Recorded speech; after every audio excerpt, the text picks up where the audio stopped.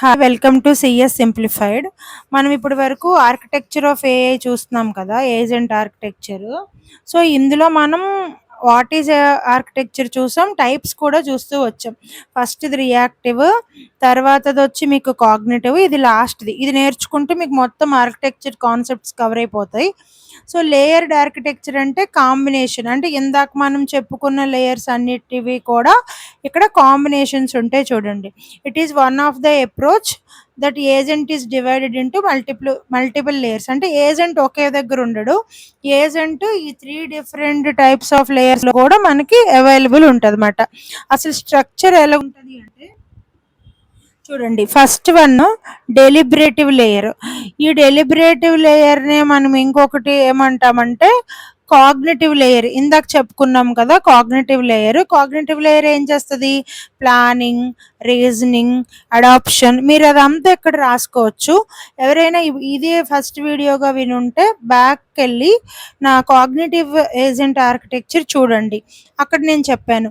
అదంతా మీరు డెలిబరేటివ్ లేయర్లో రాసుకోవచ్చు. వాట్ ఈజ్ కాగ్నిటివ్, అదే మీకు డెలిబరేటివ్. ఆ కాంబినేషన్ని మనం లేయర్డ్లో చెప్తాము. నెక్స్ట్ వన్, లాస్ట్ వన్ చూడండి, నేను కర్సర్ మూవ్ చేస్తున్నాను.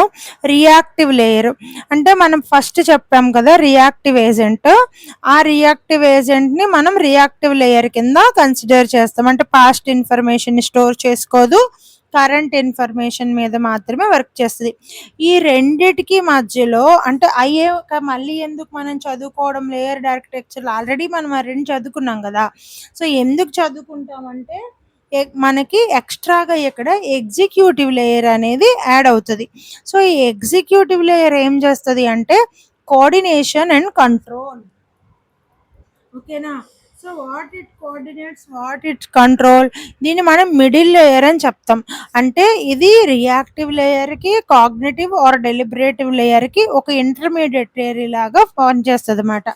It coordinates tasks and manages the communication. అంటే రియాక్టివ్ లేయర్ మధ్యలోని, కాగ్నిటివ్ లేయర్ మధ్యలోని ఒక బ్రిడ్జ్ లాగా పనిచేసి ఆ రెండింటిని కోఆర్డినేట్ చేసుకొని ఆ రెండింటి టాస్క్స్ని, యాక్షన్స్ని కమ్యూనికేట్ చేస్తుంది అండ్ ఎగ్జిక్యూషన్ ప్లాన్స్ని మానిటర్ చేస్తుంది. ఓకేనా? మనకి example, a delivery robot calculates the best route to reach a destination. ఇక్కడ చూడండి, బెస్ట్ రూట్ క్యాలిక్యులేట్ చేయడం అనేది కాగ్నిటివ్ ఏజెంట్ తాలూకా పని. ఓకేనా?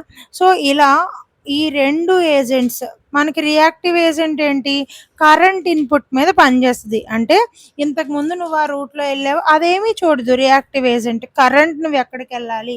కాగ్నిటివ్ ఏజెంట్ ఏం చేస్తుంది? ప్లానింగ్, ఇక్కడ నుంచి ఇక్కడికి వెళ్ళడానికి ఎలాగా వెళ్ళాలి, ఏ రూట్లో వెళ్తే షార్ట్ కట్, ఇదంతా కూడా చేస్తుంది. ఈ రెండింటిని కలిపి మేనేజ్ చేసేదే మనకి layered architecture. Okay, thank you and follow CS Simplified for more videos.